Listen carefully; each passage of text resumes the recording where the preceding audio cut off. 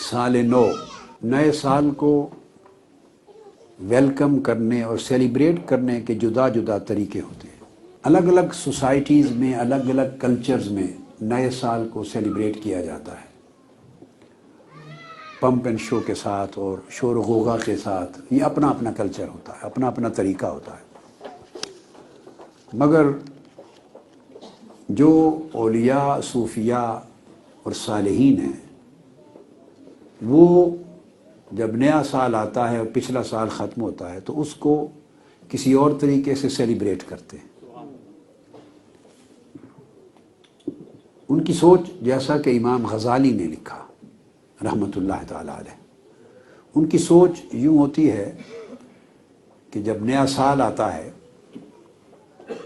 تو یہ بڑی مسرت، فرحت اور شادمانی کا ایونٹ نہیں ہوتا، بلکہ حقیقت یہ ہوتی ہے کہ آپ کی عمر سے 1 سال کم ہو جاتا ہے، آپ خسارے میں چلے گئے ہیں۔ جوں جوں اگلے سال یعنی مدت اور زمانہ بڑھتا ہے، ہم خسارے میں جاتے ہیں، یعنی ہماری عمر کا 1 سال کم ہو گیا۔ اب 1 سال کم ہونے کا معنی کیا ہے؟ اس کا معنی یہ ہے کہ اگر عمر کا جو حصہ گزر گیا، اگر ہم نے اس میں زیادہ کمائی نہیں کی آخرت کے لیے، جو اینڈ لیس لائف آنے والی ہے، ایور لاسٹنگ زندگی آنے والی ہے، اگر اس کے لیے ہم نے اسپریچولی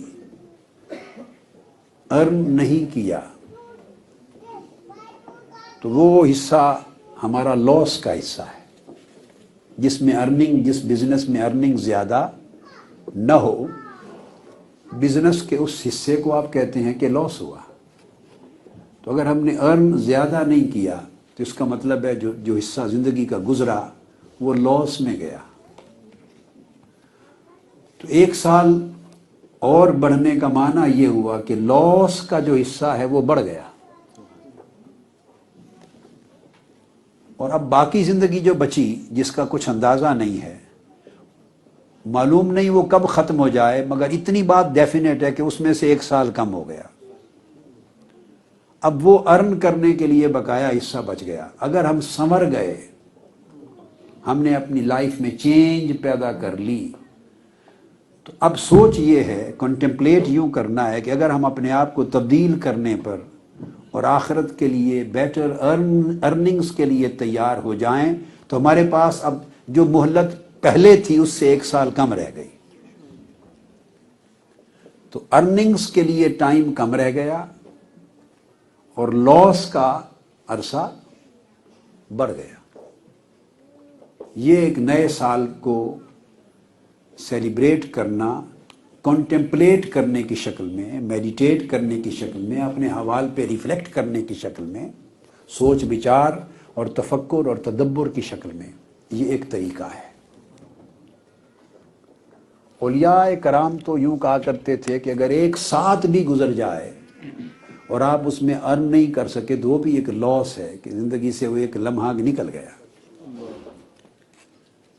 اور یہی فلسفی سورہ والعصر میں ہے۔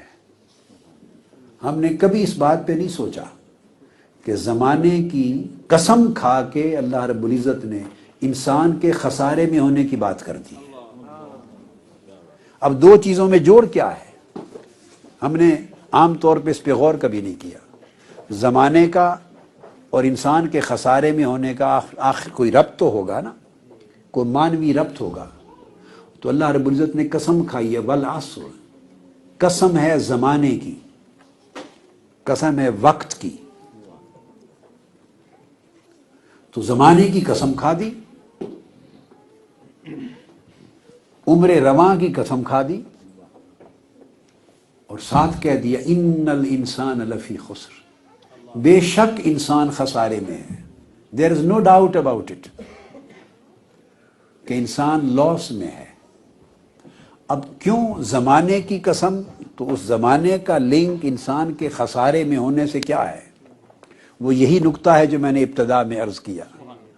رب کائنات فرماتا ہے زمانے کی قسم، یعنی بندے کو کنٹمپلیٹ کرنے کی اور اس بات پہ ریفلیکٹ کرنے کی دعوت دیتا ہے کہ اس زمانے کا جو تسلسل ہے، کنٹینیوٹی ہے، اس کی جو روانی ہے، اس کا آگے گزرتے چلے جانا، اس پر غور کرے انسان. اس زمانے کی روانی کی قسم ہے کہ تو خسارے میں چلا گیا. تو یہ زمانہ تو رواں ہے مگر تیری عمر پیچھے اب عمر رفتہ بن گئی.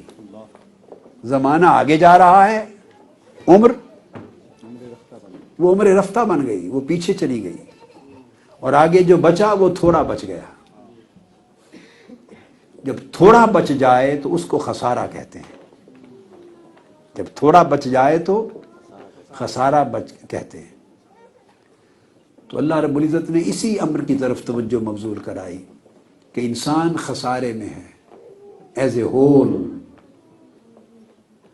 پھر اس میں ایکسیپشن کریٹ کیا، الا الذین آمنوا وعملوا الصالحات وتواصوا بالحق وتواصوا بالصبر، سوائے ان لوگوں کے جن کی زندگی 4 ستونوں پر قائم ہو. وہ خسارے میں نہیں ہے، انہوں نے اپنے آپ کو لاس سے بچا لیا اور وہ بینیفٹ میں رہے، فائدے میں رہے. جن کی زندگی 4 پلرز پہ قائم ہے. وہ کون سے 4 مین پلرز ہیں جو انسان کو خسارے سے بچاتے ہیں، یا جن کی زندگی میں 4 مؤثر ایفیکٹو فیکٹرز ہیں، ڈیسائسو فیکٹرز ہیں، جن کی زندگی ان ڈیسائسو فورسز کے ساتھ ایوالو ہوئی اور ریوالو کرتی ہے. وہ خسارے سے بچتے ہیں. ان میں پہلا ایمان، کہ دیکھنا یہ ہے کہ بندے تو نے یہ جو زمانہ گزرا اس میں ایمان کو کتنا مضبوط کیا. والعصر، جو قسم کھائی ہے زمانے کی کہ زمانے کو ایک آئینہ بنا کے دیکھ اور اس کے اندر جھانک اور دیکھ کہ اس زمانے میں جو تم نے گزارا ہے تو نے ایمان کو کتنا مضبوط کیا. وعمل الصالحات، تو نے اعمال صالحہ جو پائس ڈیڈز ہیں، ایکٹس آف رائچسنس ہیں، وہ کتنے گین کیے. اعمال صالحہ، کمائی نیک اعمال کی کتنی کی.